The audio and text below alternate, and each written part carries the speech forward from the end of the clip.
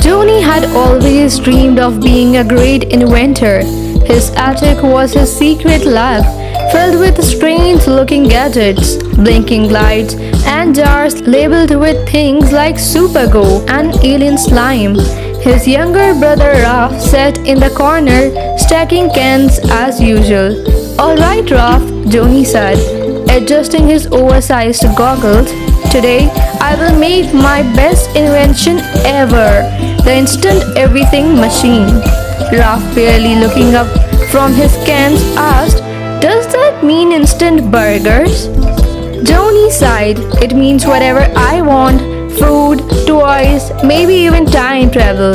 "Well, not time travel, but still, it's amazing." Just then the attic door burst open and in rushed Luna, her pigtails bouncing with excitement. "Ooh, top secret experiment? Sounds fun," she said, grabbing a screwdriver and poking at the machine. Joney snatched screwdriver away. "No, don't touch, Luna. This is serious science." Luna grinned mischievously. "Seriously? Then why is there glitter everywhere? Science should sparkle." Before Joney could stop her, she tossed a handful of glitter onto the machine. Joney groaned. He knew this was not going to end well. Luna's curiosity led her straight to the instant everything machine. It was covered in buttons, wires, and a big lever labeled "Do Not Pull." "What's this?" Luna asked, her eyes lighting up. "A toaster?" Joney's eyes widened. "Luna, stop! This machine is delicate."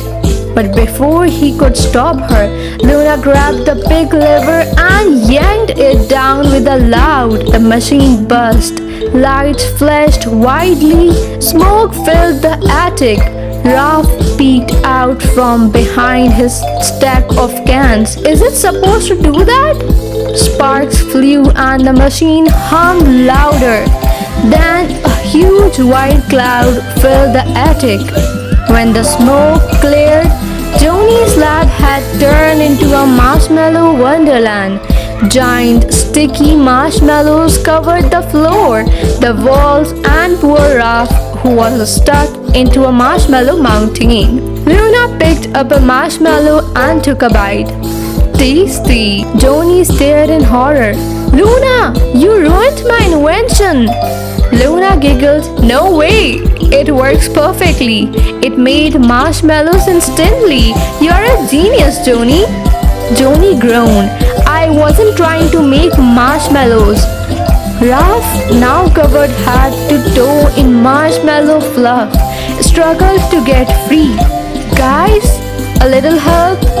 Luna, still laughing, stuck a marshmallow on Joney's head like a head. "Congrats, Marshmallow King." Luna, of course, wasn't done yet. She built marshmallow castles, threw marshmallow snowballs, and slid across the sticky floor. Joney had had enough. "Okay, fun is over. I need to fix this." But Luna had other plans. "Why? This is awesome!" She tossed a marshmallow straight at Joney's face. Joney dodged, but Ralph wasn't so lucky. He got hit and, seeing no other choice, grabbed a marshmallow and threw one back. And just like that, a full-blown marshmallow war began. Joney found himself getting pelted from all sides as the attic turned into a battlefield of sticky fluff. Joney finally reached the machine, dodging a flying marshmallow. "Enough! Time to fix this." Just as he was about to press a button, Luna yanked the lever again. "No!" Joney and Ralph yelled.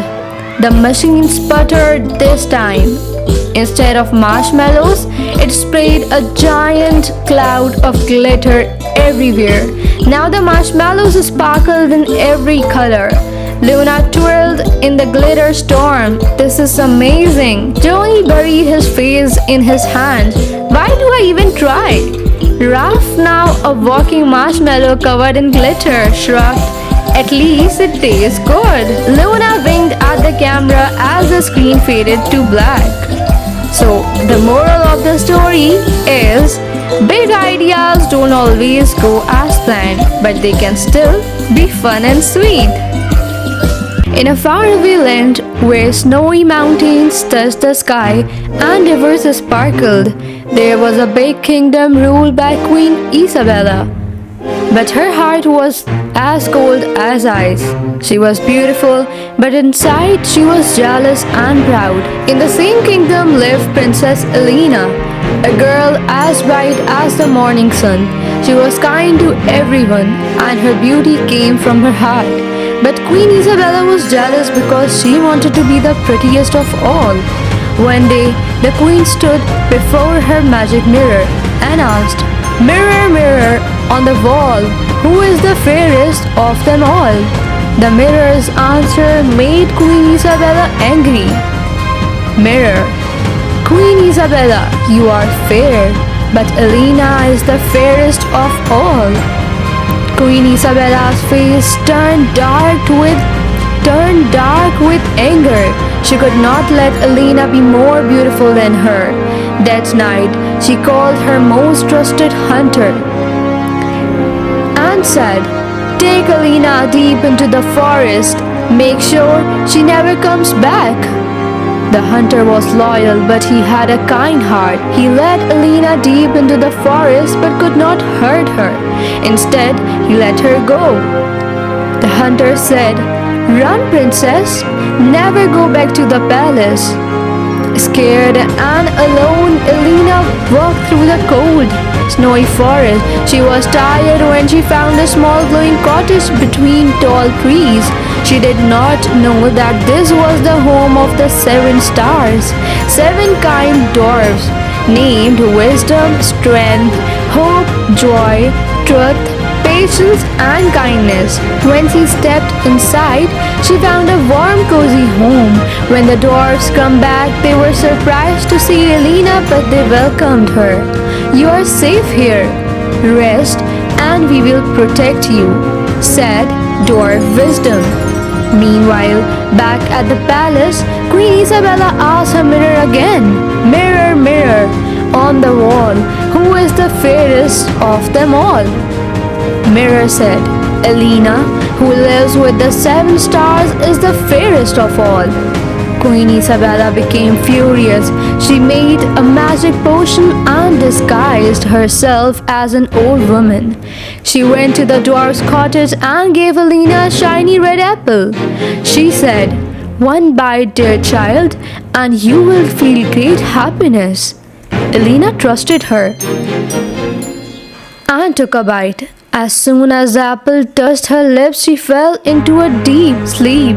When the 7 dwarfs came back, they found Elena lying still and cried. Days passed and news of Elena's fate reached Prince Daniel, a brave young man from a faraway land. He traveled through snow and storms to reach her. When he saw Elena, he felt sad. Prince Daniel said, "She has a pure heart. She does not deserve this." As he knelt beside her, a single tear of hope fell onto Elena's hand. Suddenly the spell broke. Elena's eyes opened and she gasped for air. The 7 dwarfs cheered with joy. Their kindness is stronger than Queen Isabella's dark magic.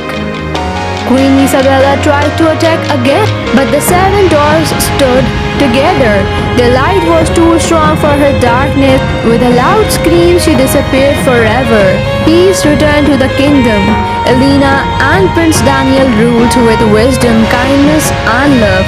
The 7 dwarfs stayed with them, reminding everyone that goodness always wins over evil. And so Elena's story became a legend, told for generations, a story of courage, love, and the power of a kind heart. It was a bright and happy morning. Mr. Faris walked through the town square, humming a song. Today was special. It was his birthday.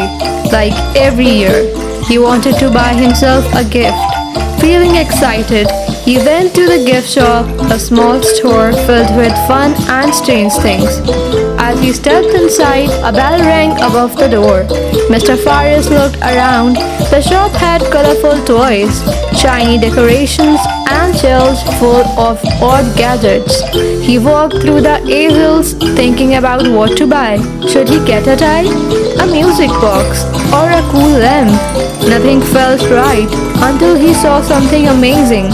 It was a big, fancy clock with blinking lights and tiny moving parts. It ticked and clicked in a funny way. Mr. Faris smiled. This is perfect, he thought. He paid for the clock and left the shop, carrying it under his arm. He was sure it would look great in his home. This set up trouble. As soon as he reached home, Mr. Faris placed the clock in the middle of his living room. He stepped back to admire it, but as he turned around, his foot got stuck on the carpet. He lost his balance and fell. With a loud thud, he knocked over the couch. He grabbed the curtains to steady himself, but they ripped and covered him completely. Struggling to free himself, Mr. Faris finally stood up. His hair all messy, he fixed the clock and pressed a button. Suddenly, the clock made a beep sound. The lights blinked wildly and the hand spun the wrong way. Shocked, Mr. Faris pressed another button. It only made things worse. The clock tickled loudly. The lights flashed faster and the gears inside started spinning like crazy. The whole house began to shake. The repair disaster. Mr. Faris panicked. He grabbed a screwdriver and tried to fix it, but as he unscrewed a panel, tiny springs and gears popped up, flying all over the room. One even hit his nose. "Oh no, this is bad," he muttered. He tried to put the pieces back, but it was impossible. Every time he fixed one thing, another part fell off. Soon there was a pile of extra parts on the floor, but the clock was still crazy. The escape plan. Realizing he had no other choice, Mr. Faris decided to get rid of the clock. He opened the window and threw it outside. It flew through the air and landed in his neighbor's yard. Unfortunately, today was not just his birthday. His neighbor was having a birthday party for their son. The moment the clock landed, everyone turned to look at it. "Wow!" gasped the children. The birthday boy ran over and picked it up. "What a cool gift," he said. The parents clapped, thinking it was a special present. Mr. Faris peeked out from his window. He was nervous, but the kids looked so happy. He didn't know how to explain, so he just smiled and waved. The surprise gift. At the party, the children gathered around the clock, amazed by its flashing lights and funny sounds. They made up stories about how it was a magic clock from a secret lab. Even though the clock didn't work right, it made the kids happy. They played with it all day, laughing at the silly noises. As the party went on, Mr. Faris sat in his chair and sighed in relief. His birthday had been a big mess, but in the end, his mistake had made someone else's day special. Smiling, he said to himself, "Next year, I'll just buy a simple cake." And with that, he went to bed feeling happy that sometimes the best gifts are the ones we give by accident.